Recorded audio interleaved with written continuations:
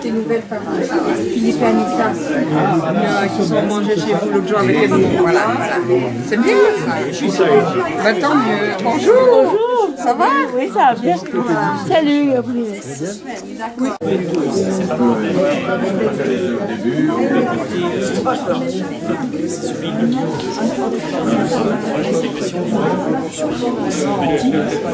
Ça ira difficilement.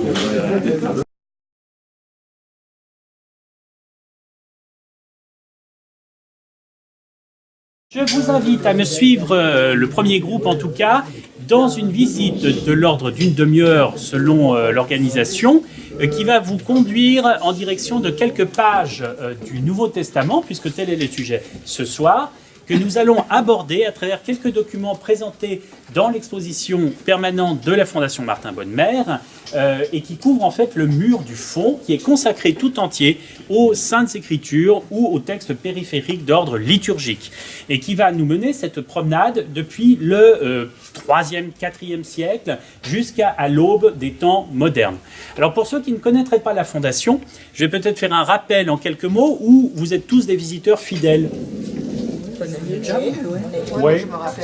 Bon, d'accord. Alors simplement pour refixer un petit peu l'idée, Martin Bonnemère, dont vous avez le portrait ici, qui n'est pas le plus riant qui soit, je vous l'accorde, mais effectivement qui présente un humaniste, un intellectuel de haut vol, qui était cet héritier d'une grande famille zurichoise, qui se retrouve à la tête d'une fortune considérable qu'il va consacrer pendant près de 60 ans à l'édification d'un panorama de fresques intellectuelles gigantesques, la reconstitution de la Weltliteratur, un concept qu'il a emprunté à Goethe.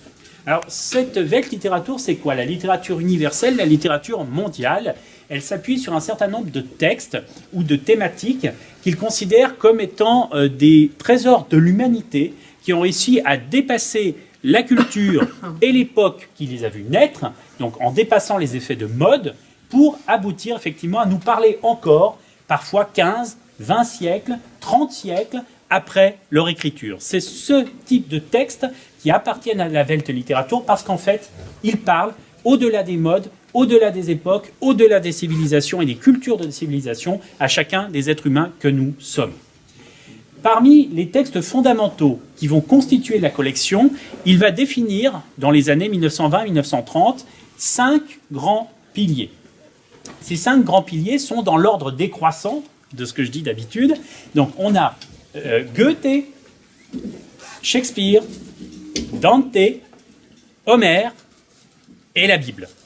Donc vous comprendrez effectivement que la Bible est extrêmement présente dans nos collections sous toutes les formes, à commencer par la plus prestigieuse d'entre elles, que nous allons voir tout à l'heure, mais également sous des formes extrêmement variées que sont les traductions. Et la traduction de l'Ancien et du Nouveau Testament figure dans nos collections sous plus de 300 formes, 300 idiomes, qui peuvent aller des langues européennes jusqu'aux langues les plus exotiques. Nous avons par exemple la Bible en cri, donc de la langue de la nation Cri, avec cet alphabet extraordinaire amérindien, en cherokee, en apache, que sais-je encore, donc des langues extrêmement variées d'Amérique, du Nord, du Sud, d'Afrique, également de très belles langues de l'Asie du Sud-Est, et qui nous montrent comment les missionnaires du XIXe siècle ont diffusé ce texte biblique, souvent en utilisant ces alphabets sous forme imprimée pour la toute première fois.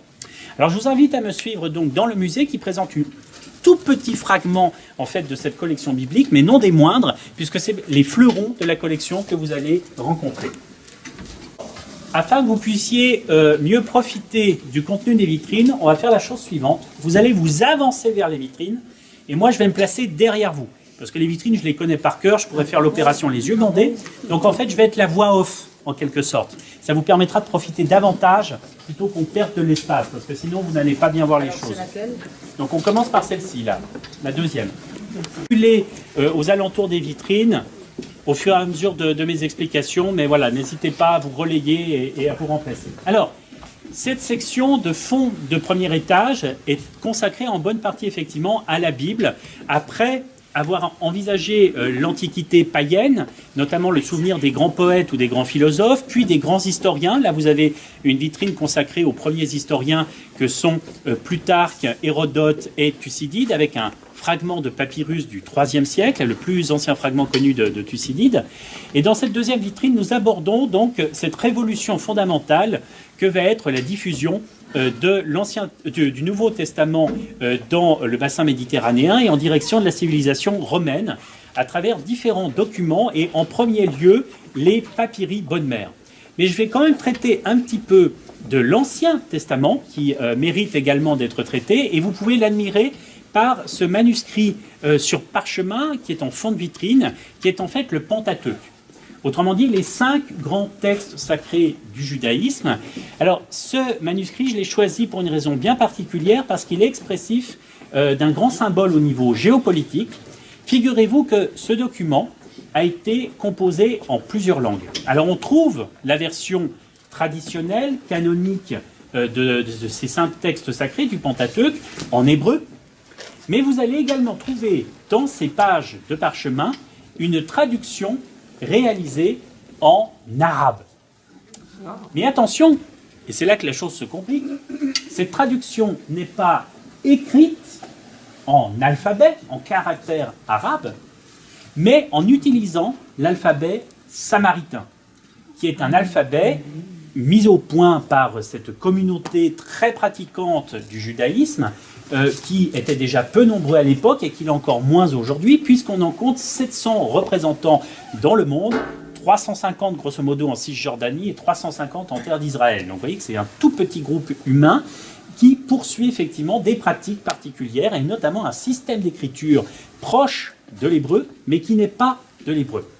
Donc là, ce qui est très intéressant avec ce manuscrit, c'est que nous sommes en fait au milieu du XIIIe siècle, à Naplouse, autrement dit dans l'actuelle Cisjordanie, et qu'à cette époque-là, milieu du XIIIe siècle, dans une terre qui a été d'abord conquise par les croisés, puis reprise par les armées musulmanes de Salah ad-Din, eh bien vous avez quelqu'un qui a décidé de faire suivre donc ce texte sacré du judaïsme de sa traduction en arabe, mais en utilisant un alphabet encore particulier qui est celui des Samaritains.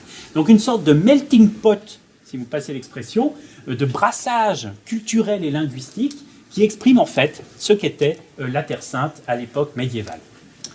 Alors, remontons donc à la tradition, à l'émergence en fait du Nouveau Testament avec ces papyri qu'on appelle les papyri Bodmer. Les papyri Bodmer, c'est un ensemble de papyrus, de textes sur papyrus, qui a été trouvé probablement au milieu des années 1950 en Moyenne-Égypte, du côté de Nag Hammadi, qui est le berceau quasiment du monachisme égyptien. Et des ouvriers faisant des travaux de terrassement sont tombés dans un soubassement, probablement une cave, et ont découvert en fait des jarres contenant des centaines, des milliers de pages de papyrus annotés en grec ou en copte.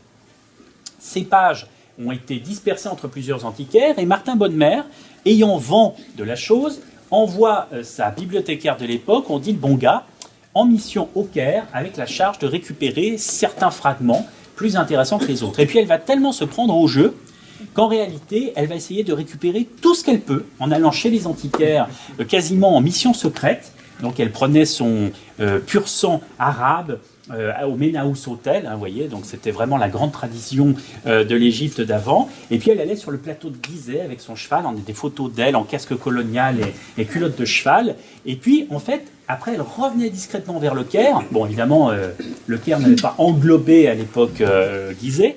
Et donc elle allait subrepticement chez les antiquaires parce qu'elle était suivie par 2 faux clergyman qui étaient en fait des envoyés du Chicago Oriental Institute et qui essayaient de capter les papyrus pour eux. Donc elle a réussi à avoir une majeure partie de ces papyri qui comportaient des textes très hétéroclites, à la fois de la littérature véto- et néo-testamentaire, en grec ou en copte, notamment le fameux Papyrus Bodmer II, qui est le plus ancien exemplaire connu de l'évangile de Saint Jean, datant de la fin du IIe siècle, un exemplaire complet, et puis également de la littérature apocryphe, comme la Nativité de Marie, de la littérature gnostique, avec des textes d'une complexité philosophique extraordinaire dans cette secte, on va dire, dans cette église primitive des gnostiques, et puis des textes païens également, notamment 3 comédies de Ménandre, qui donc étaient manifestement lues dans cet établissement. Alors on ne sait pas trop si c'était un monastère,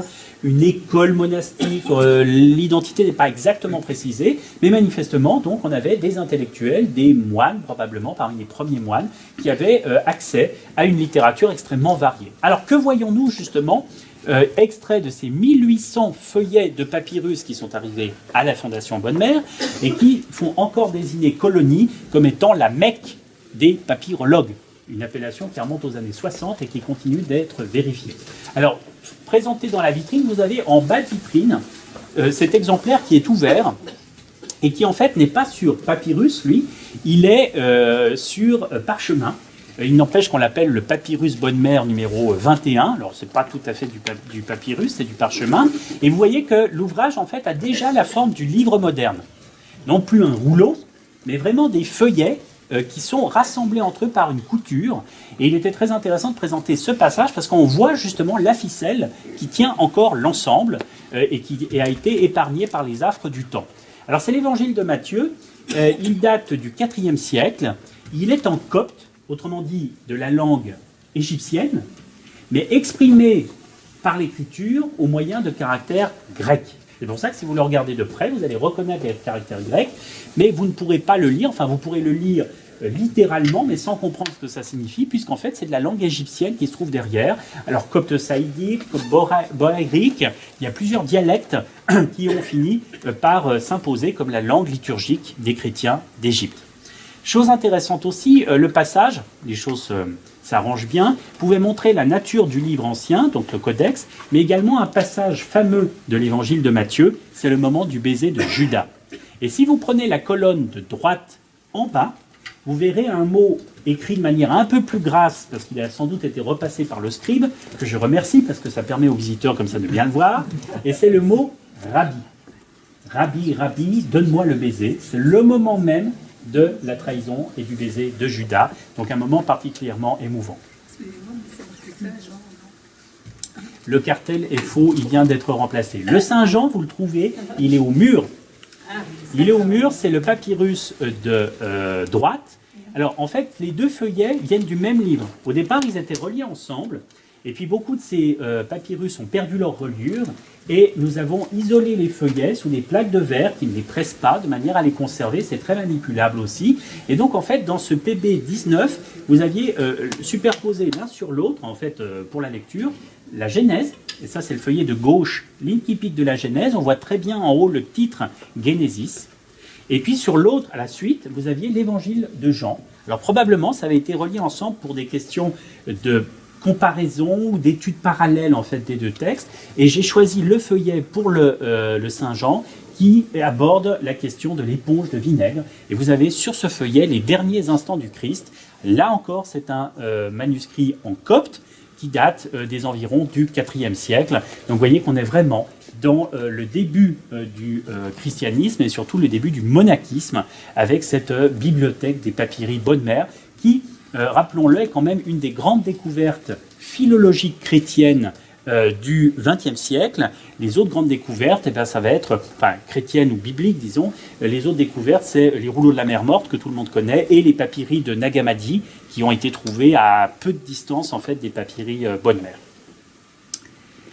Alors n'hésitez pas si vous avez des questions entre deux vitrines, parce que vous avez vu que j'ai un débit de mitrailleuse lourde, donc du coup il faut savoir m'interrompre. Il y a une écriture qui n'est pas la même sur la deuxième page. Alors justement, voilà, exactement, c'est le Samaritain. Ah, c'est le Samaritain. Voilà. Celui d'en bas là. Ouais. Oui. Alors, le contenu, qui est celui de la Rome des derniers Césars. Là, nous avons planté le décor du côté du Proche-Orient, et nous allons maintenant observer la manière dont cette diffusion de la foi chrétienne va impacter l'Empire romain déjà multiséculaire. En fond de vitrine, vous avez un ouvrage assez extraordinaire qu'on appelle les Notitia Dignitatum.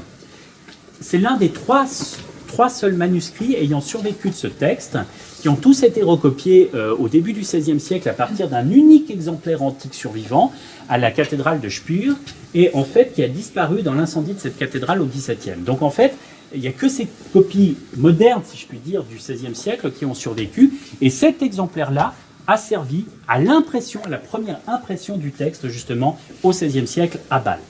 De quoi s'agit-il? Eh bien, il s'agit d'un instantané, une sorte d'instantané de la situation de l'Empire romain au Ve siècle, à l'époque où le vaste Empire romain a été partagé en deux, afin de mieux pouvoir le gérer, donc entre un Empire romain d'Occident et un Empire romain d'Orient, comportant 2 Augustes à sa tête. Nous sommes ici au milieu du livre qui énumère donc les composantes administratives et militaires de cet empire, avec notamment le dessin de tous les boucliers de légion, le nom des capitales de province, etc. Et au milieu, comme une sorte de récapitulation, vous avez sous forme symbolique 2 armoires. 2 armoires de livres et surtout de dossiers qui sont représentés sur des tablettes sous forme de rouleaux ou de gros paquets, comme un dossier administratif moderne. Et en fait, chacun de ces dossiers représente une province de l'Empire d'Occident et de l'Empire d'Orient.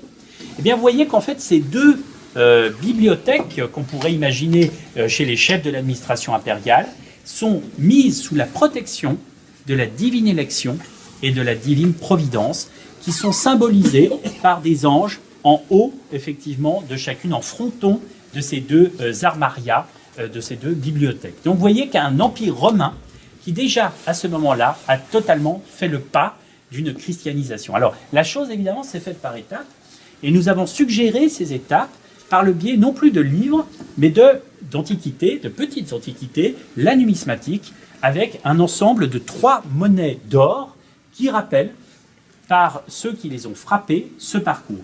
Le premier, avec un très beau solidus et demi, hein, donc c'est pas un solidus, c'est un sou et demi d'or, c'est Constantin.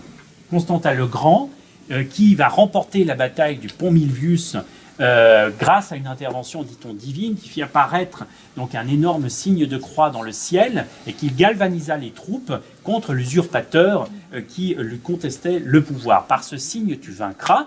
Il a vaincu, il a mis le chrisme par la suite sur les boucliers de ses légions et il est demeuré invaincu tout au long de son règne jusqu'à ce qu'il se baptise. Alors, à l'article de la mort, hein, quand même. Il faut ménager la chèvre et le chou, quand même. Mais il a quand même été le premier empereur à recevoir officiellement le baptême. Alors, cette évolution vers le christianisme d'État, ou du moins universel dans l'Empire romain, ne s'est pas faite quand même sans à-coups et sans retour en arrière. Et c'est la 2e monnaie qui nous présente le visage, alors là il n'était pas encore Auguste, il n'était que César, de Julien. Julien l'Apostat, le neveu de Constantin le Grand, qui, pétri de culture et de philosophie païenne, décida de revenir en fait sur ce que ses prédécesseurs avaient pu faire et de réinstaurer notamment la grande statue de la victoire au sein du Sénat, la déesse Victoire, et tout un ensemble de pratiques en rendant des biens qui avaient été saisis dans les différents temples païens.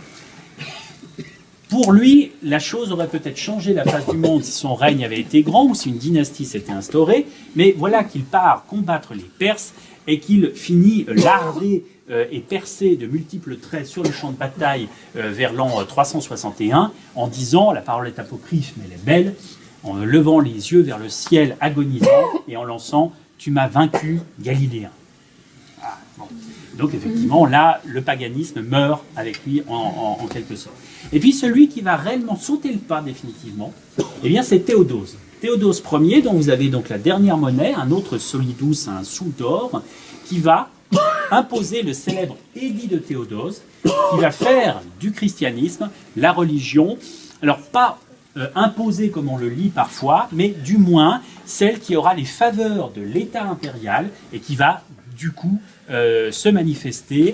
Les postes de hauts fonctionnaires comme Boès qui est là ne pourront être confiés qu'à des chrétiens, et les temples païens petit à petit vont voir leurs biens saisis, leurs prérogatives se réduire, et c'est sous le règne de Théodose notamment que le temple de Philae en Égypte va fermer ses portes peu de temps après.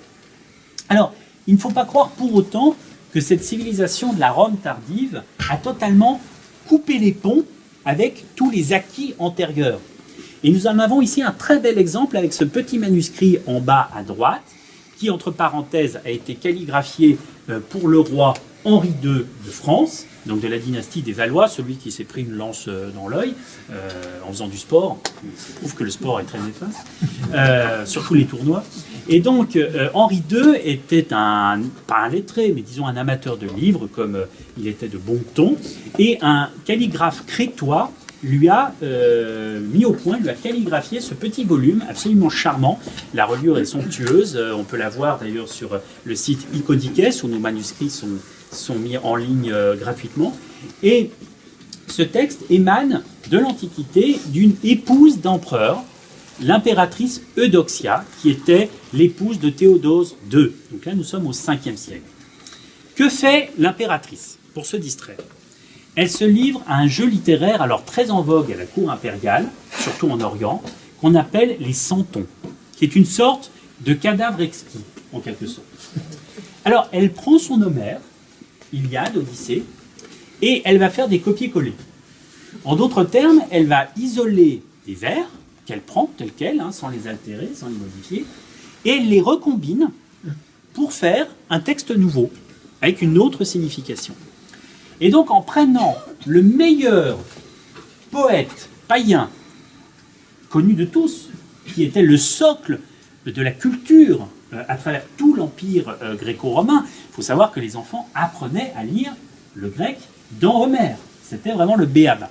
Eh bien, Eudoxie, en prenant donc la quintessence de la littérature et de la culture païenne, réussit, en faisant ses copy-cuts, ses copier-coller, à faire un poème à la gloire du Christ. Voilà. Donc vous voyez le syncrétisme qui est celui de cette civilisation de la fin de l'Antiquité, où on a une évolution naturelle et inexorable qui s'inspire des textes venus effectivement véto et néo-testamentaires, mais tout en conservant le souvenir de cette culture qu'on réadapte, voilà, aux nouveaux besoins en quelque sorte. Alors franchissons à présent les siècles et arrivons-en à cette vitrine célébrant l'activité des scriptoria monastiques du Moyen-Âge. C'est en 332 qu'il y a eu un événement sous Constantin, 332 ans. C'est pas le début de l'Église, au fond. Ah, c'est la donation de Constantin. Oui, mais c'est un faux. C'est un faux qui a été forgé par l'Église au Moyen-Âge afin de justifier un certain nombre de ses prérogatives séculières vis-à-vis notamment de l'empereur. Et donc ça a été sorti régulièrement, c'est ce qu'on appelle effectivement la donation de Constantin, mais c'est une, comme disait une forgerie. Voilà, c'est drôle. Mais, bah oui, mais c'est sûr qu'avoir des scriptoria, donc des lieux où on peut écrire, bah on pouvait aussi écrire des faux des fois. Et c'était justement l'intérêt d'avoir des chartes avec des grandes lettres. Vous savez comment on faisait une charte médiévale à l'époque, On prenait un bout de papyrus assez long, on faisait le même texte écrit des deux côtés avec les sceaux, puis sur la bande, enfin à l'endroit en fait de jointure, on faisait un texte avec des très grandes lettres. Et en fait, on coupait au milieu. Ce qui fait que quand il y avait un besoin de comparaison, bah on était obligé d'avoir l'autre partie pour pouvoir faire coïncider et montrer qu'en fait les deux parties étaient bien des vraies, parce qu'il y avait beaucoup d'abbayes ou d'autres qui forgeaient justement des faux pour asseoir leurs prétentions territoriales, économiques. Donc voilà, nous sommes dans ce Moyen-Âge du XIIe siècle, un des âges d'or de l'activité monastique en Europe, et nous avons ici, sous le regard d'un Christ en majesté assez extraordinaire en ivoire dans une mandorle qui vient d'Espagne, de la même époque, grosso modo. Là, nous avons un élément qui n'est pas un élément de décoration, mais qui était probablement un élément de reliure. Il faut penser à ces ouvrages de grande taille, comme vous l'avez devant les yeux, ou voire de plus grande taille, qui étaient des ouvrages de chœur, et qui, dans certains cas, bénéficiaient de ce qu'on appelle des reliures de joaillerie. Donc, qui pouvaient être incrustés de pierres précieuses en cabochon, taillées en cabochon, mais également d'éléments en ivoire, attendu que l'ivoire, par sa blancheur, par sa pureté, rappelait la pureté du Christ lui-même. Et donc il était très fréquent de voir des ornementations de ce type-là taillées dans l'ivoire, une tradition d'ailleurs qui remontait à Byzance notamment, qui a été une grande productrice de ce genre d'éléments décoratifs. Donc là, un très beau Christ en majesté qui veille sur deux ouvrages qui, eux, proviennent d'un autre milieu culturel, à savoir les frontières, enfin même là les frontières actuelles de la Suisse, le lac de Constance, mais qui étaient déjà à l'époque en terre impériale. Donc vous avez à droite de la vitrine une très belle production monastique bénédictine, un psautier avec une initiale enluminée absolument extraordinaire, et le portrait d'un abbé qui manifestement doit être Saint Benoît lui-même. Donc un ouvrage tout à fait typique, utilisé en milieu monastique, magnifique par sa beauté, qui était à usage, vous le voyez, non pas collectif, mais plutôt pour la lecture individuelle, vu la taille du volume. À l'inverse, vous avez un ouvrage donc de chœur, qui est lui non pas un ouvrage liturgique, pas un psautier ou un bréviaire, mais en fait une compilation de vie de saints. Donc ce martyrologe a été copié à l'abbaye de Weisenau, près du lac de Constance, à nouveau, et somptueusement enluminé. Là encore, je vous invite à aller voir le site Icodites, qui vous permettra de feuilleter de manière numérique l'ouvrage et de pouvoir zoomer de manière extraordinaire sur ces enluminures qui sont de toute beauté. Alors, ce qui est intéressant avec la page exposée, c'est qu'elle nous montre en fait ce que je me plais souvent à présenter comme étant le premier selfie de l'histoire de l'art occidental. Du coup, je vais peut-être me mettre plutôt là, parce qu'il y a des gens qui ne m'entendent pas, je leur tourne le dos. Alors, que voit-on sur cette page? On voit une grande initiale R, historiée, donc autrement dit munie d'un programme iconographique à personnage, et il s'agit là d'un moine enlumineur qui s'est représenté en train de faire son propre travail, avec un luxe de détails. Alors vous le voyez, il s'est mis comme dans une arche, en fait, comme s'il était en train de peindre à fresque. Il est assis sur un banc. Vous pouvez voir sur le banc, à côté de son genou, un petit canif. C'est le canif, le couteau qu'il utilisait pour gratter les défauts du parchemin. Quand le parchemin n'avait pas été suffisamment affiné ou qu'il avait des petits défauts, ça lui permettait d'affiner la couche de parchemin. À sa main, le pinceau, dans l'autre main, une règle qui pend, et en fait sur laquelle il utilisait pour appuyer son poignet quand il peignait au-dessus d'une zone humide de peinture sans avoir à toucher la zone en question. Et puis derrière lui, dans une petite table percée, des cornes d'animaux, qui étaient en fait les cornes d'animaux utilisées pour broyer les pigments et mettre au point ces couleurs. Alors en soi, c'est déjà assez exceptionnel que dans une ville des saints à usage monastique, l'enlumineur ait décidé de se représenter. Alors il a utilisé les autres initiales de début de biographie pour montrer les sévices, les supplices subis, les martyrs subis par ces différents saints. Donc c'est des fois particulièrement sanguinolent.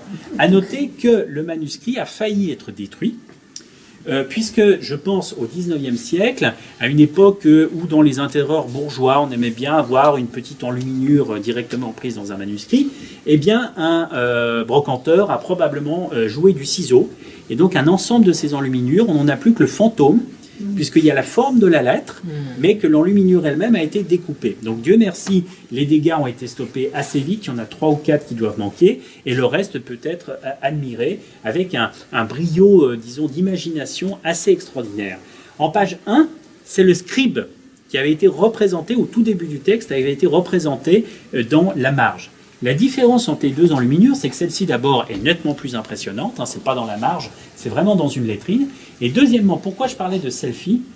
Parce que non seulement il s'est représenté, mais en plus on sait que c'est un autoportrait fidèle, dans la mesure où il s'est aussi nommé. Et si vous regardez au-dessus de la tête et du pinceau, vous voyez des petits caractères blancs, eh bien c'est son nom. Si on regarde de près, on arrive à lire FR, frater, frère, Rufinus. Autrement dit, frère le petit roux, frère rouquin. Et vous verrez qu'effectivement, en dépit de la tonsure, c'est bel et bien un rouquin qui était en train de peindre. Donc, nonobstant l'aspect de sa profession de base, qui était celle de moine, et qui donc devait l'inciter à l'humilité, à la modestie, à l'anonymat le plus total évidemment, et bien comme un vrai artiste, il a décidé de signer son œuvre. Alors je ne sais pas si Titi Willous, qui était le démon attaché au scriptoria et qui était chargé de piquer avec sa fourche toutes les coquilles et les erreurs faites dans les textes pour les mettre dans son sac afin de les présenter aux moines copistes négligents. Je pense que ça marchait aussi pour les enlumineurs. Donc il a dû subir le péché d'orgueil. Et puis alors, un autre aspect intéressant dans cette même enluminure, ce sont ce qu'on appelle les marginalia. Donc vous avez deux petits sujets qui sont présentés à côté. L'un d'entre eux ressemble, on me dit souvent, à une sirène, parce qu'il y a effectivement une sorte de grande patte, là, comme ça. Alors en fait, c'est ce qu'on appelle un monopode, ou un siapode. Autrement dit, le représentant d'une tribu que les anciens païens situaient du côté de l'Inde ou de l'Afrique, enfin dans des pays chauds en tout cas, tribu mythique évidemment, dont la particularité était d'avoir une jambe unique, terminée par un énorme peton. Et comme il faisait très chaud par chez eux, eh bien, quand ils étaient dans la savane ou dans la brousse et qu'il n'y avait rien pour se protéger du soleil, ils se mettaient sur leurs fesses, ils prenaient leurs jambes à leur cou et ils se rabattaient leurs pieds par-dessus la tête pour s'en faire un parasol. C'est ce qu'il est justement en train de faire. Eh bien, figurez-vous que cette mention des siapodes ou monopodes, on la trouve notamment chez Strabon. Autrement dit, le meilleur, enfin l'un des meilleurs historiens païens grecs, que connaissait donc notre frère Petit Rouquin, qui n'a donc pas hésité dans une vie des saints à utiliser comme marginalia l'héritage païen. Donc vous voyez de nouveau cette culture et cette permanence en fait des échanges. Terminons-en avec un saut vers l'époque moderne. Et quel saut? Puisqu'il s'agit en fait de la Bible de Gutenberg. Présentée ici, alors pas sous le Nouveau Testament, c'est l'Ancien Testament, le premier livre des rois. C'est le seul exemplaire de la Bible de Gutenberg sur les 48 qu'on connaisse qui est conservé en Suisse. Et c'est le dernier qui appartient à une fondation privée et non pas une fondation ou une institution nationale. Martin Bonnemer l'a acheté en 1928 lors des grandes ventes organisées par les soviets. En effet, cette Bible, qui avait longtemps appartenu à une abbaye bavaroise, a été sécularisée au début du 19e, à l'époque où l'abbaye a été vidée de ses moines sous Napoléon, et a fini à la bibliothèque de Munich. Or, à la Bayerische Staatsbibliothek, ils se sont dit « Bon, c'est bien, mais on en a déjà une. Alors qu'est-ce qu'on fait du doublon ?» Eh bien, on la vend. Et passé par là, dans les années 1840, un aristocrate russe qui l'achète et qui l'emmène à Saint-Pétersbourg où il l'offre au tsar. La Bible, cet exemplaire, devient donc la Bible des tsars de toutes les Russies. Jusqu'à la révolution bolchevique, elle est mise en caisse, elle est protégée, puis on se rappelle tout à coup que la situation économique s'étant dégradée avec la politique de la NEP, Staline a besoin de cash occidental pour relancer l'économie soviétique, et on pense à ce patrimoine tsariste qui est là en caisse, dont on ne veut plus rien n'avoir à faire dans la Russie moderne, et notamment effectivement toute cette littérature biblique qu'on veut donc utiliser pour faire de l'argent en s'en débarrassant par la même occasion.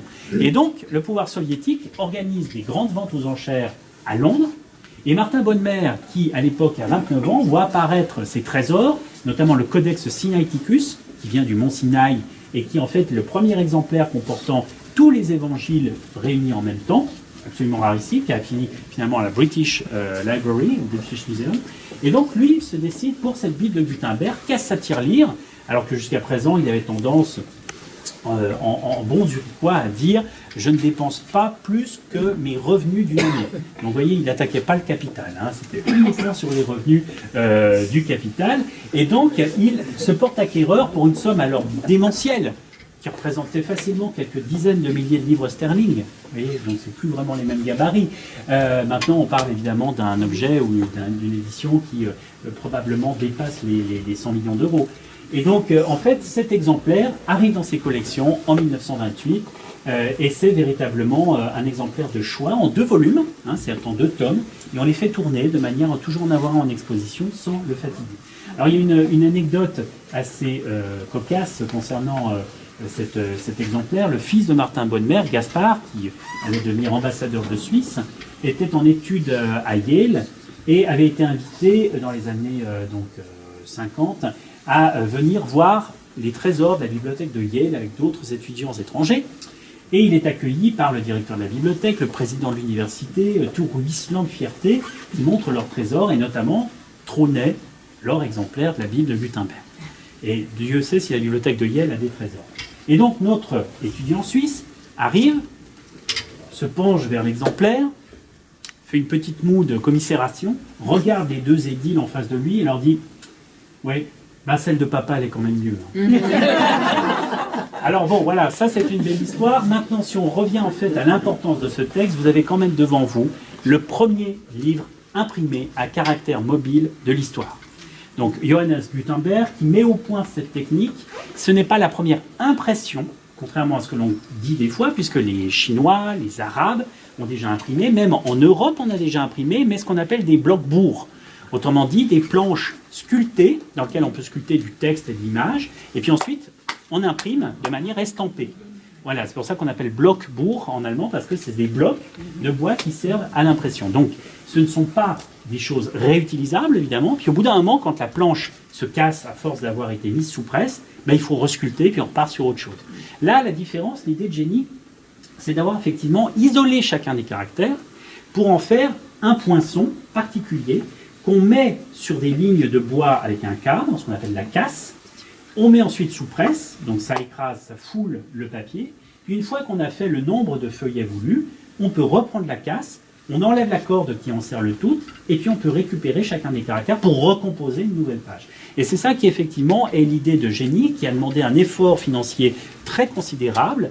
Et l'art typographique naissant va donner lieu donc à cette catégorie d'ouvrages qu'on appelle par convention les incunables. Autrement dit, tous les ouvrages parus au XVe siècle, jusqu'en 1501, donc vous voyez que c'est très conventionnel, parce qu'en 1502, c'est la même technique, hein, qu'on appelle incunables. Donc pourquoi? Parce qu'ils sont nés incunabulum, dans le berceau donc de l'art typographique, voilà, qui est celui du 15e, et qui va permettre, vous voyez que le texte choisi par Gutenberg, c'est nécessairement la Bible, et les premiers textes qui vont sortir de presse sont très souvent liés soit à la littérature biblique, soit à la théologie, et vont nourrir donc les premières impressions, vite rattrapées, et ça c'est de nouveau intéressant, par ce vieux fond païen qui va également attirer l'attention des humanistes. Et le Homère, qui se trouve là-bas, dans la vitrine de l'autre côté de la pièce, et la première édition, elle date de 1488 en grec, et vous voyez qu'effectivement, là, ce sont ces textes fondamentaux, ces textes tels que Martin Bodmer les avait définis, qui vont, sans réelle surprise, être les premiers choisis pour l'impression. Voilà. Je vous remercie de votre attention et j'ai tenu à peu près le délai. Bravo. Bravo.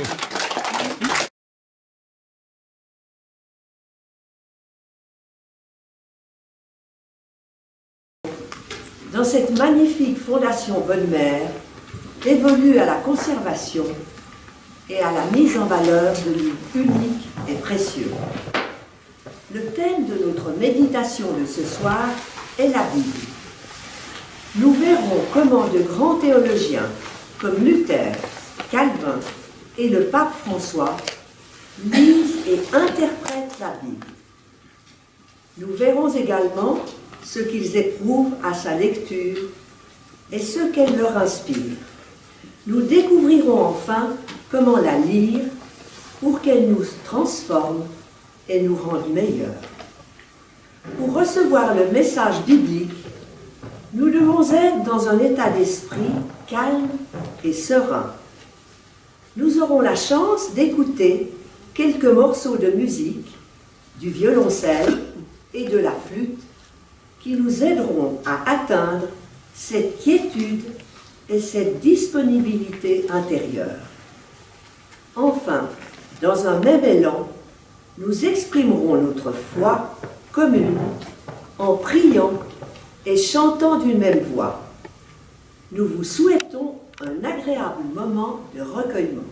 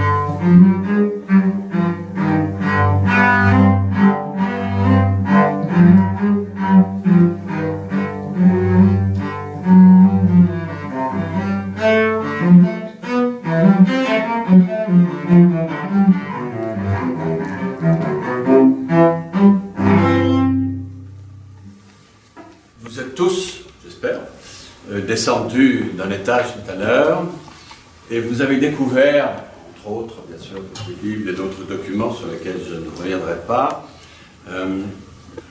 en particulier deux documents sur lesquels je ne m'étendrai pas non plus parce que M. du Cimetière a dû faire son travail de façon extraordinaire, d'ailleurs avoir vos mines épanouies, ça a dû être un moment très intéressant. Je pense, bien sûr, à ce manuscrit extraordinaire qui est en bas, et c'est une chose extraordinaire que dans la foi chrétienne, les documents écrits aient pu être rédigés si rapidement. Dans d'autres religions, on attend parfois un millénaire avant que les gens écrivent les choses. Là, c'est un siècle, vous l'avez vu pour l'évangile de Jean. Et alors, je ne prolonge pas, parce que vous en savez peut-être maintenant plus que moi sur ce document. Et puis, un deuxième élément essentiel, n'est-ce pas, qui pour contribuer à la transmission de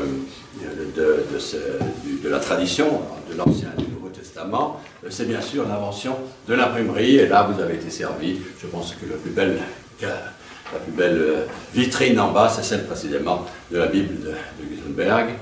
Et bien voilà, cette Bible a permis à l'Évangile de partir aux quatre coins du monde, comme Jésus l'a demandé à ses disciples. Il ne savait pas qu'il y aurait une imprimerie, ni même que tout serait mis par écrit, mais bien sûr, ça a contribué de façon énorme à la diffusion du christianisme. Alors, je vous invite à... Mais c'est un aspect, la diffusion. Il y a un deuxième aspect sur lequel nous aimerions nous arrêter ce soir, c'est qu'une fois que cette Bible est arrivée à bon port, c'est-à-dire chez vous, chez les gens d'abord, dans les familles, ce qui était évidemment au XVe siècle déjà une nouveauté que l'imprimerie a permise. Elle quittait en quelque sorte l'Église, cette parole est interprétée par les prêtres, pour trouver sa place dans les foyers. Et puis aussi, bien sûr, ça a permis de traverser, d'aller jusqu'aux extrémités du monde, comme Jésus l'avait demandé à ses disciples. Et parmi ceux qui ont cette responsabilité de faire découvrir cette deuxième dimension de la Bible, pas simplement l'histoire, les choses qui ont été dites, c'est la façon dont nous les recevons.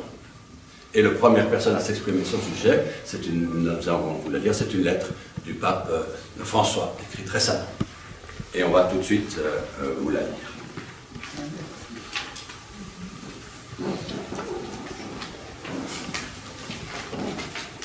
À l'occasion de la publication d'une nouvelle édition de la Bible pour les jeunes en Allemagne, le pape François a écrit un avant-propos qui décrit de manière très personnelle sa relation à la Bible. En voici des extraits particulièrement significatifs. Si vous voyiez ma Bible, il se pourrait qu'elle ne vous impressionne pas vraiment. Quoi? C'est cela la Bible du pape? Un vieux livre, tout abîmé. Vous pourriez m'en offrir une nouvelle, très coûteuse, mais je n'en voudrais pas. J'aime profondément ma vieille Bible, qui m'a accompagné la moitié de ma vie. Elle a vu mes plus grandes joies, et elle a été mouillée de mes larmes. C'est mon trésor le plus précieux. Je vis d'elle, et pour rien au monde je ne voudrais m'en séparer. Je voudrais vous dire quelque chose. Aujourd'hui, il y a plus de chrétiens persécutés que dans les premiers temps de l'Église. Et pourquoi sont-ils persécutés? Parce qu'ils portent une croix et sont les témoins de Jésus. Ils se retrouvent au tribunal parce qu'ils possèdent une Bible. Vous avez quelque chose de divin entre les mains, un livre brûlant comme les flammes, un livre dans lequel Dieu nous parle. Lisez attentivement, demandez-vous, qu'est-ce que la parole de Dieu dit à mon cœur? Que me dit Dieu à travers ces mots? Me touche-t-il dans la profondeur de mes aspirations? Que dois-je faire en retour? Ce n'est que de cette manière que la force de la parole de Dieu peut prendre toute sa dimension. C'est ainsi que notre vie peut changer, devenir grande et belle. Je souhaite vous dire à quel point je lis ma vieille Bible. Souvent, je la prends ici, je la lis un peu, là, puis je la pose, et je me laisse regarder par le Seigneur. Ce n'est pas moi qui le regarde, c'est lui qui me regarde. Oui, il est là. Je le laisse poser ses yeux sur moi, et je sens, sans sentimentalité aucune, je sens au plus profond des choses ce que le Seigneur me dit. Parfois aussi, il ne me parle pas. Je ne sens rien, juste du vide, du vide, du vide. Et je reste patient et j'attends. Je lis et je prie. Parfois même je m'endors en priant. Mais cela ne fait rien. Je suis comme un fils avec son père et c'est cela qui est important.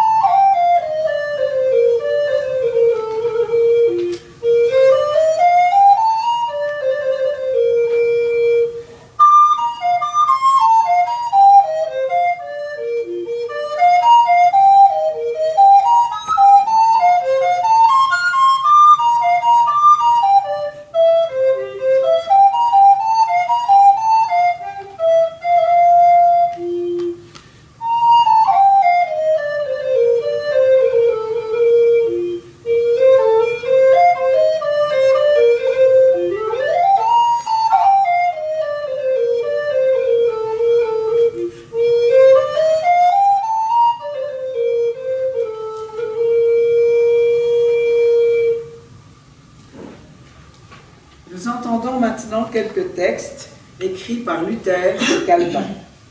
Tout d'abord, 2 textes de Luther.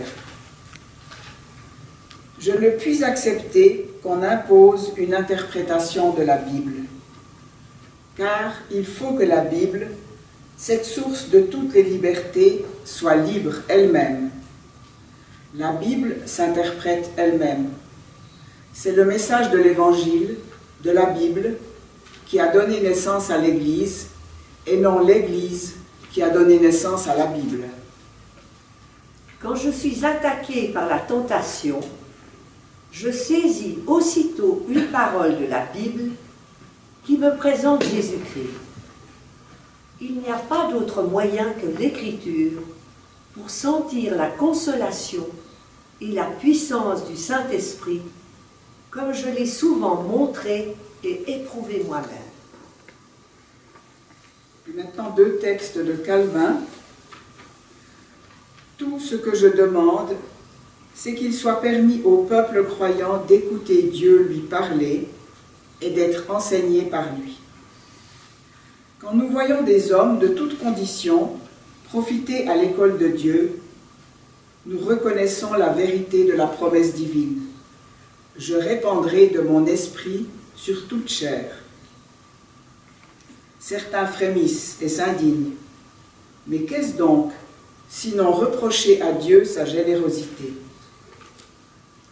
Quand on nous demande d'où et comment nous pouvons être persuadés que l'Écriture vient de Dieu si nous ne nous appuyons pas sur le décret de l'Église, c'est comme si quelqu'un nous demandait d'où nous apprenons à discerner la clarté des ténèbres, le blanc du noir, le doux de la mer.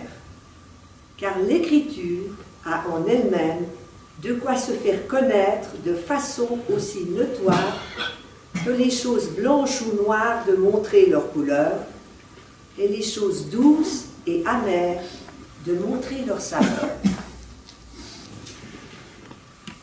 3 personnages, le pape François, et si on revient en arrière dans le temps, Luther et Calvin. Regardez l'autre chronologique, Calvin, Luther, peu importe. Et on pourrait en citer beaucoup d'autres qui parlent de la Bible, qui commentent la Bible, bien entendu, mais ces 3 personnes sont importantes, l'une est contemporaine, les autres font partie de l'histoire, mais elles disent la même chose et s'accrochent précisément à ce que l'exposition ne peut pas donner, c'en est la source, mais le développement, ce n'est pas le travail des archéologues ou des graphistes, mais c'est celui de ceux qui nous accompagnent dans la foi pour la faire grandir et s'approfondir. Pour le pape François, vous l'avez entendu, la vie devient grande et belle quand la parole de Dieu parle à mon cœur et me rejoint dans mes aspirations profondes.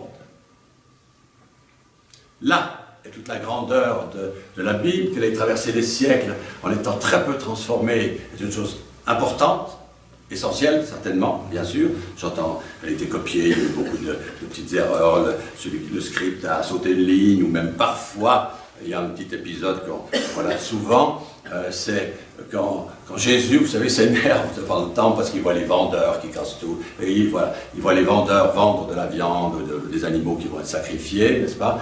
Et tout ce business leur en fout, et il s'énerve, il casse tout. Voilà, c'est dans la Bible. Or, il se trouve qu'une des traditions que nos maîtres théologiens nous font découvrir, c'est que, en fait, toute une tradition a été en quelque sorte, altérée, parce qu'un moine n'a pas pu imaginer une seconde que Jésus se comporte de cette façon-là. Alors il altère profondément, occulte d'ailleurs, cet énervement de Jésus. Comment le Fils de Dieu peut-il perdre les pédales, s'énerver? C'est pas possible. Donc il change. Mais c'est extrêmement rare, en fait, dans la transmission. Bref, la transmission de la Bible est un travail minutieux qui a été fait pendant des siècles, et c'est très important. Mais ça n'est pas suffisant, évidemment, vous l'avez compris. Le pape François, je viens de le dire, et Luther et Calvin disent ensemble que le message de la Bible génère une puissance de vie, ce sont les mots, de vie et de consolation. Parce qu'effectivement, on vit, mais la vie n'est pas facile. Et les chrétiens, on leur a jamais promis une chaise longue une fois qu'ils s'étaient fait baptiser, n'est-ce pas? Là, c'est fait, hop, les vacances. Pas du tout, au contraire, le travail commence. Et ce travail, il commence par notre propre intérieur pour qu'il se transforme. Et qu'il soit capable de, surtout, cette transformation intérieure, d'écouter l'autre et de le comprendre avant de le juger parce qu'il pense différemment, comme beaucoup de gens, bien sûr, le font. Alors, je vous invite maintenant à entendre, merci Marie-Claire, 2 citations, de nouveau, de Luther et de Calvin, nouvelles, mais qui vont nous aider dans une petite réflexion que nous vous proposons. L'écriture sainte ne contient pas, comme les gens le pensent, des mots à lire, mais des mots à vivre. Ils ne nous sont pas donnés en vue de la spéculation ou de l'imagination, mais en vue de la vie et de l'action. La parole de Dieu n'est pas pour nous apprendre à babiller, pour nous rendre éloquents et subtils, mais pour réformer nos vies. Et pas, voilà, c'est clair. Eh bien, ce sont des paroles très importantes. Elles sont très importantes parce qu'elles sont impossibles à vivre comme cela, cette espèce de transparence, ou de se laissant complètement transformer par la parole de Dieu. Ce sont des belles paroles, ça arrive de temps en temps, mais ça n'est pas courant. Et ça ne serait surtout pas possible si un élément essentiel de notre credo, c'est-à-dire le Saint-Esprit, n'était pas mentionné. Ce qui a changé la vie, qui a rendu possible la diffusion du christianisme, c'est le Saint-Esprit. Je vous rappelle que les apôtres, une fois que Jésus est mort, ils étaient pourchassés, enfin je ne vais pas refaire toute l'histoire, et que c'est le Saint-Esprit qui a fait descendre Pierre dans la rue et parler à ses congénères. Il y avait une grande fête à Jérusalem, n'est-ce pas? Et ces gens d'entendre les apôtres, et d'autres aussi d'ailleurs, parler dans toutes les langues aux alentours d'Israël. Bref, le Saint-Esprit, qui est justement le plus difficile à percevoir, Dieu, voilà, et surtout Jésus-Christ, nous avons des images. Le Saint-Esprit, c'est difficile. Pourtant, jamais l'Église n'a abandonné la mention de ce troisième élément, n'est-ce pas, dans le credo, le Saint-Esprit. Alors, voyez-vous, c'est lui qui va nous aider discrètement, quand nous lisons la Bible, à ne pas simplement la lire et babiller au sujet de la Bible, mais vraiment la laisser lentement pénétrer nos cœurs et le transformer. Mais il faut aussi, c'est bien vite dit, la Bible n'est pas un livre facile à lire, et j'ai pris deux exemples. Le premier, c'est celui très important dans l'histoire d'Israël, quand enfin l'exil dans le désert est terminé, 40 ans, n'est-ce pas, Israël entre en Canaan, et la première chose qu'il fait, n'est-ce pas, une des premières choses qu'il fait, c'est ils arrivent devant la ville de Jéricho, et de la pulvériser.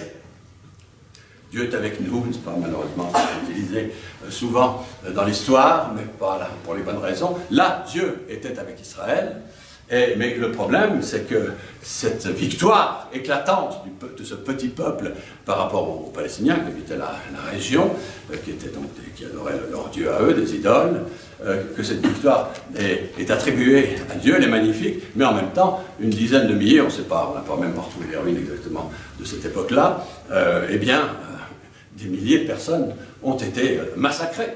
Et pas seulement d'ailleurs les hommes et les femmes et les enfants, mais les animaux, tout. Alors, comment comprendre un tel geste aujourd'hui? Bon, la mention des animaux laisse entendre, parce que ceux-là, c'est pas eux qui vont faire du mal à Israël, n'est-ce pas? Pourquoi est-il fait aussi mention des animaux? Eh bien, simplement parce que ce geste, ce massacre, il faut quand même bien le dire, hein, les choses sont ce qu'elles sont, c'est passé il y a longtemps, hein, c'est environ 1400 avant Jésus-Christ, eh bien, voilà. Pourquoi ce texte, que peut bien ce texte induire dans notre foi qui nous soit nécessaire?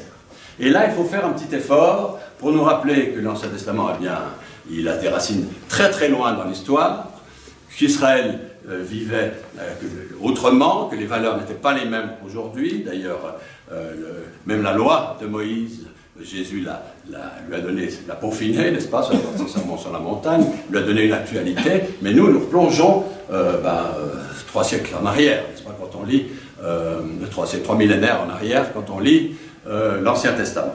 Eh bien, je répète la question, que peut-il y avoir, quelle est la valeur spirituelle de ce massacre? Alors voilà. Alors la valeur spirituelle, on peut remercier les catéchètes, ils la mettent en valeur en évitant le côté dramatique, les photos, les dessins de ce que représente tuer des milliers de personnes, n'est-ce pas, en quelques jours, n'est-ce pas? Eh bien,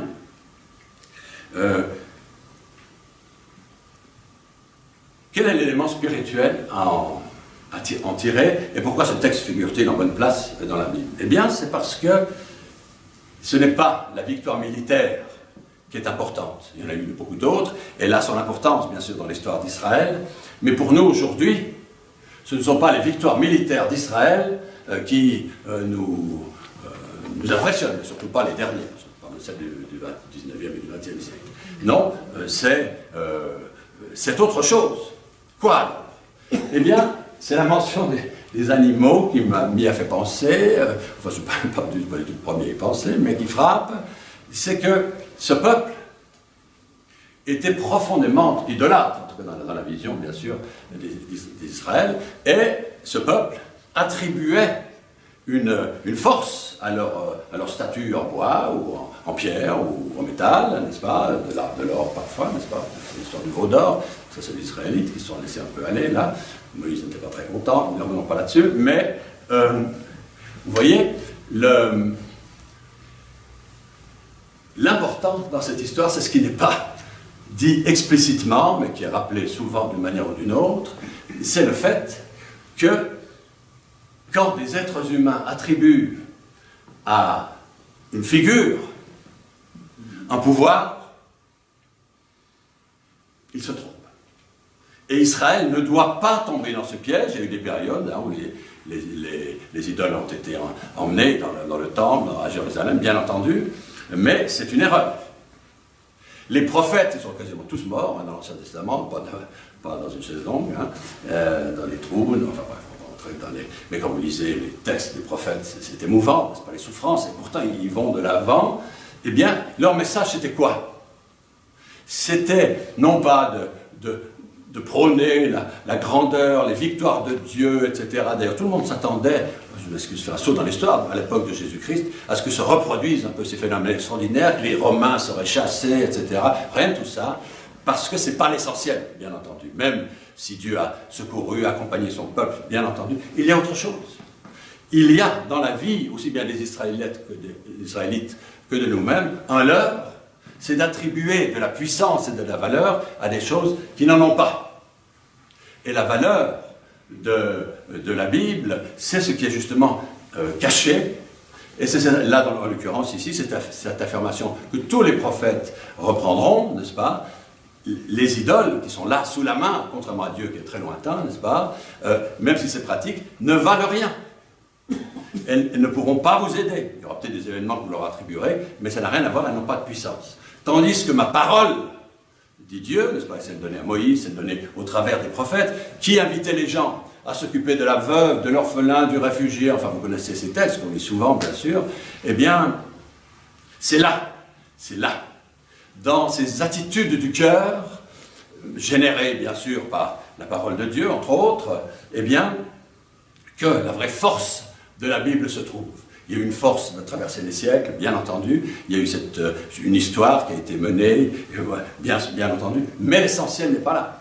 Ce sera tout le travail, d'ailleurs, si on peut dire travail, de Jésus-Christ, le témoignage de Jésus-Christ, de rappeler que cela se passe au niveau du cœur. Quand Jésus fait une guérison, il a le toupet, la folie de dire, parce que sa mort est liée à des affirmations de ce type, « Tes péchés sont pardonnés ».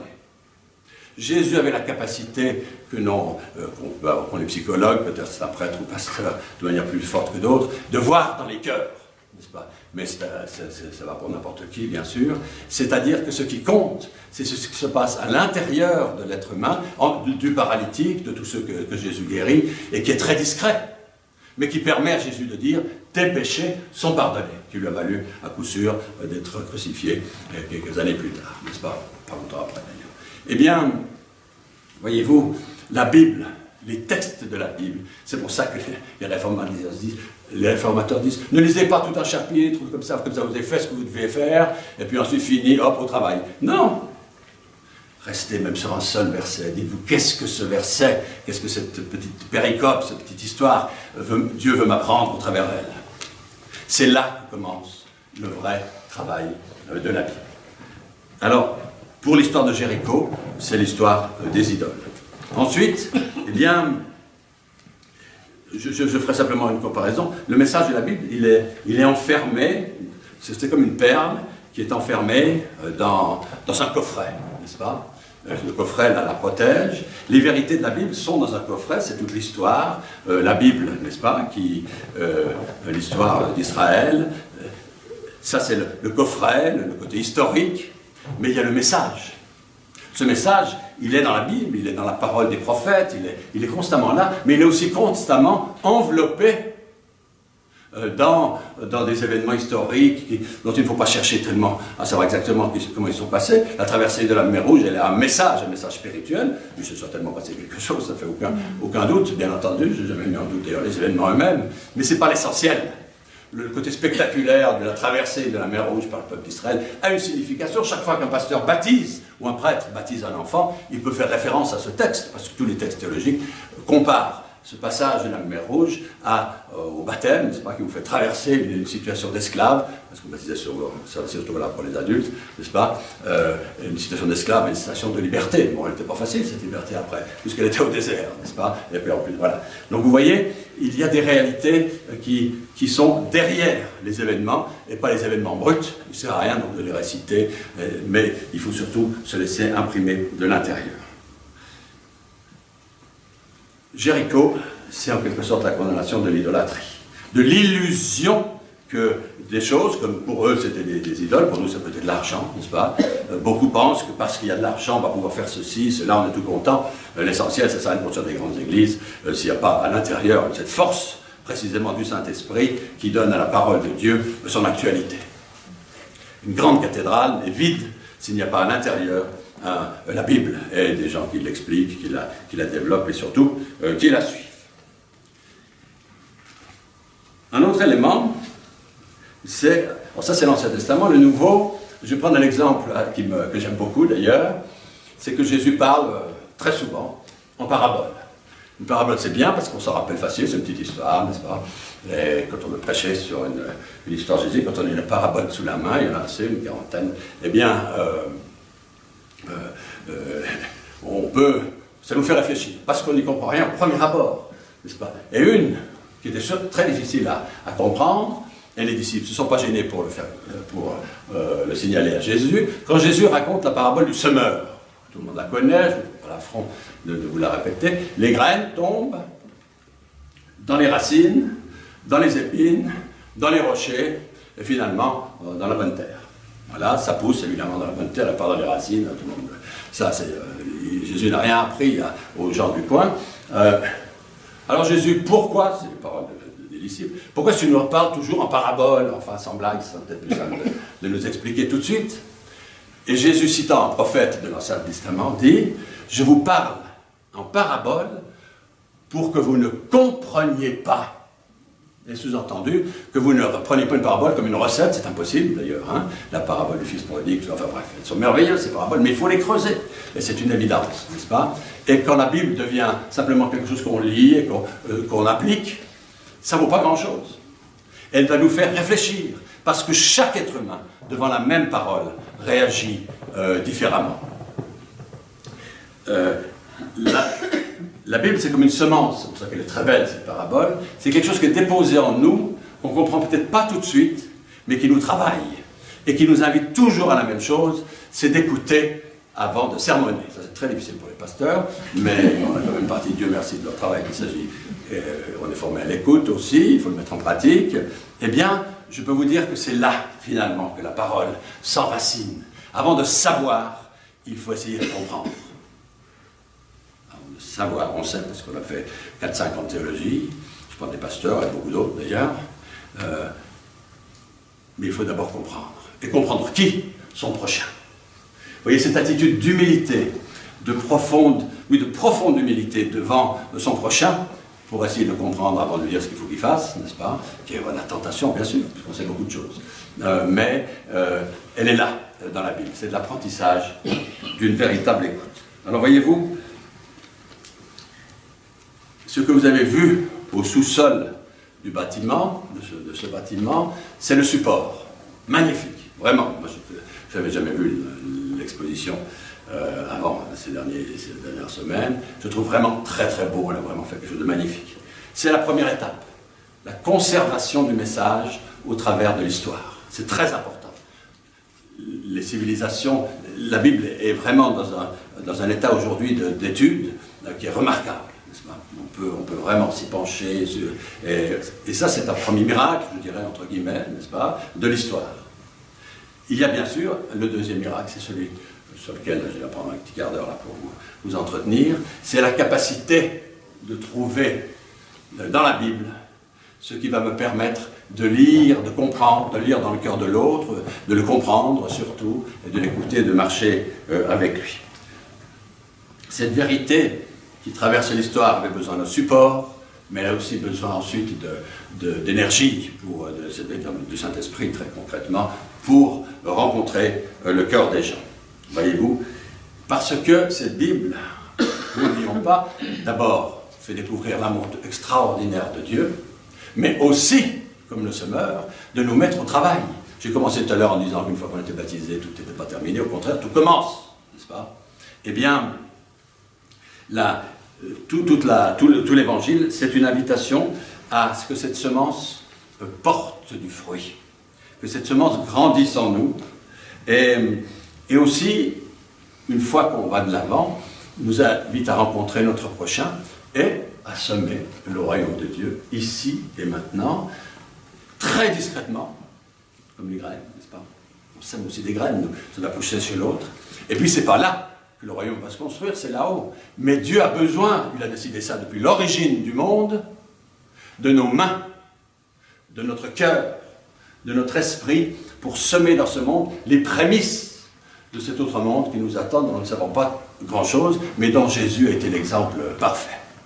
Eh bien, chers amis, voilà l'invitation qui nous est faite ce soir. Et je vous rappelle cette parole que j'ai beaucoup aimée, que je reprends, et qu'on pourrait introduire dans cette prière que nos prêtres et nos pasteurs nous ont appris, et nos parents bien avant, n'est-ce pas? C'est le Notre Père. Il y a une formule qui a été rajoutée. Merci nos amis catholiques d'avoir beaucoup réfléchi à ça. On a suivi le mouvement, et je trouve qu'elle est bien, un peu difficile à prononcer parce que ça vérifie comme tout. Je n'ai pas encore vu un culte où tout le monde récite le Notre Père exactement de la même manière depuis cette introduction. C'est comme ça, mais elle est très belle cette parole. Elle ne nous laisse pas entrer en tentation. Alors, je n'entre pas dans les détails, mais je vais terminer en utilisant justement cette formule que plus on s'y habitue, plus elle est belle, n'est-ce pas?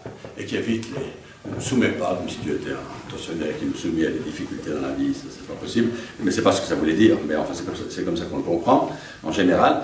Seigneur, ne nous laisse pas entrer dans la tentation de ne voir dans la Bible que des mots à lire, mais des mots à vivre et qui réforment ma vie. Amen. Merci.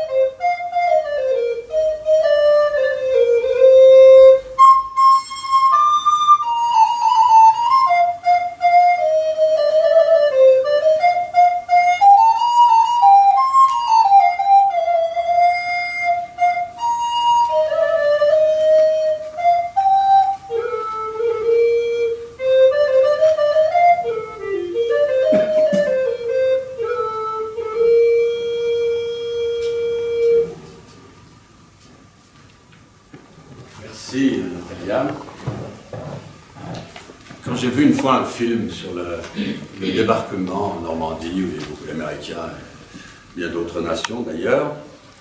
Il y a une phrase qui était dite, ou quelque chose qui a été mentionné, c'est que vraiment beaucoup de soldats américains, pour la plupart, leurs cadavres, avaient en fait sur eux un petit Notre Père. Beaucoup étaient croyants, n'est-ce pas? Ils ont donné leur vie pour que l'histoire aille dans une meilleure direction que ce qu'elle prenait depuis quelques années. Eh bien, voyez-vous, le Notre Père n'est pas une prière facile, et pourtant, c'est peut-être des gens qui n'allaient pas souvent à l'église, mais qui, on ne sait rien, mais supposons, mais pour qui cette prière était l'essentiel. Peut-être la seule chose qu'ils ont lue avant de mourir sur la plage, c'est ce Notre Père. Voyez-vous, c'est un petit texte que Jésus, bien sûr, a donné à ses disciples, ils savaient ce qu'ils faisaient, et qui, aujourd'hui encore, 2000 ans après, reste un texte fondamental dans nos églises. Il est lu parfois de façon un peu superficielle par certains, mais ça reste quelque chose qu'on enseigne aux enfants, que les enfants apprennent tout petits, et dont ils découvrent au fur et à mesure de leur existence la valeur des mots. Et ce changement auquel j'ai fait allusion tout à l'heure, je trouve très, très judicieux, il faut y réfléchir, bien entendu. Et voilà, donc c'est pour vous dire qu'il est bon qu'ensemble nous puissions dire ce Notre Père, que nous soyons très croyants, peu croyants, même vraiment très en recherche, peu importe. C'est une prière qu'on peut toujours dire parce qu'on sait qu'elle vient, elle a traversé l'histoire, est vraiment une parole de Dieu. C'est pourquoi je vous invite à vous lever maintenant, si vous êtes d'accord.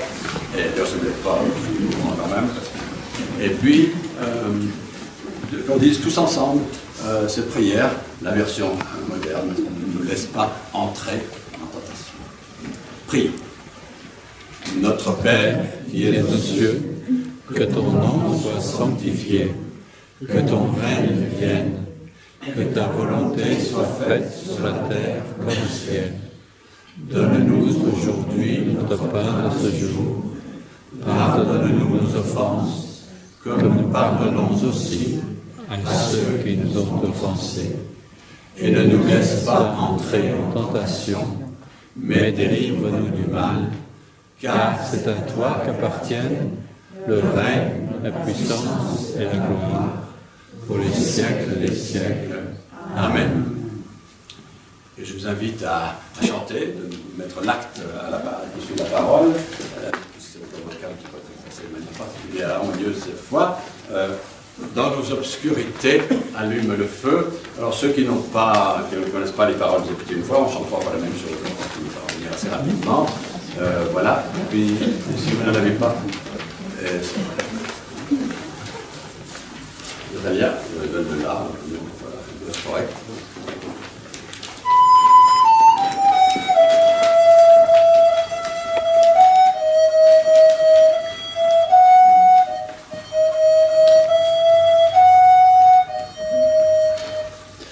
Dans nos obscurités, allume le feu qui ne s'éteint jamais, qui ne s'éteint jamais.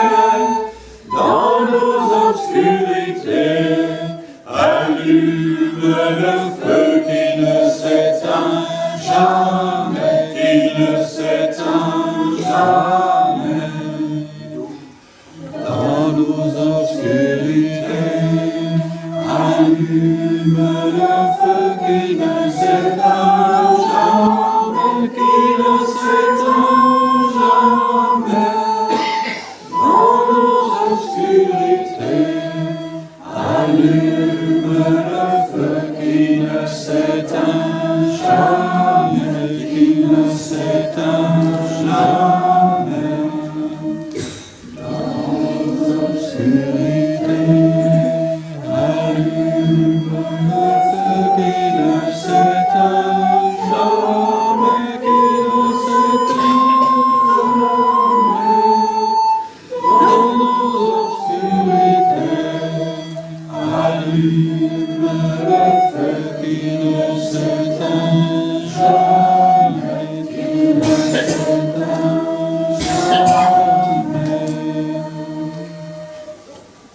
Alors, j'aimerais d'abord vous rappeler les deux autres rencontres de carême qui sont sur vos petits papillons.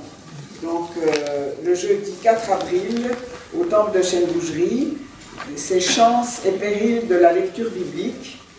Et c'est Jean-Michel Poffet qui nous présentera ce thème-là. Et puis le mardi 9 avril, à l'église évangélique de Colonie, comment lire la Bible aujourd'hui, avec Valérie Duval-Poujol, qui est une théologienne baptiste française. Donc nous vous recommandons beaucoup ces deux rencontres, qui seront une suite de ce qui a été amorcé ce soir. Et puis, si le temps d'échanger n'a pas lieu, disons que le verre de l'amitié, là il est préparé, ça c'est maintenu, donc vous y êtes cordialement invités. Mais avant, je propose peut-être qu'on applaudisse nos musiciennes et puis qu'on les chercher.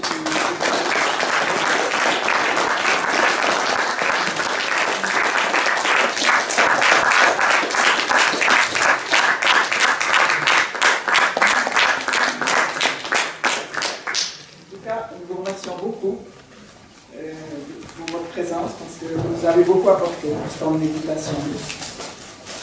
Je crois que Marie-Pierre a un petit quelque chose pour vous, elle va arriver.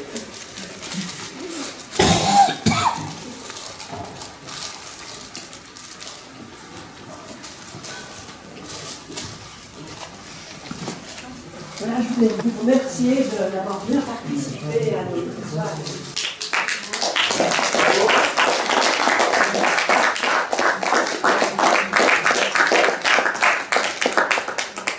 Une suggestion, par politesse, On attend les autres.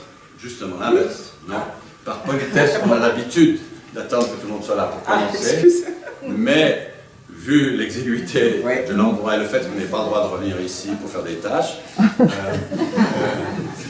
c'est pas comme ça qu'on établit la chose. Il faut donc rester derrière cette porte. Or, la suivante ouvre sur un frigo, donc il est peut-être bon que vous profitiez un peu de la chaleur encore en mangeant quelque chose, en attendant que les autres... C'est une bonne idée, on peut prendre le apéri en deux temps aussi, donc voilà. Voilà, alors, bon appétit et santé.